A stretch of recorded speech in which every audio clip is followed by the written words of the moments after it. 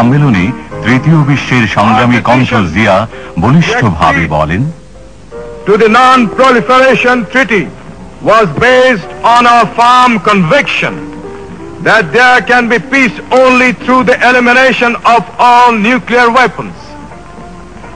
Moves towards the limitation of nuclear armaments and other weapons of mass destruction are important steps in creating an atmosphere of trust and the relaxation of tension.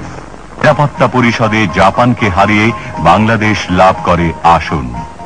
জাতিসংঘে এক স্মরণীয় বক্তৃতায় তিনি বলেন, Special efforts must be made to develop the resources of such countries so as to reduce their vulnerability to external pressure and manipulation.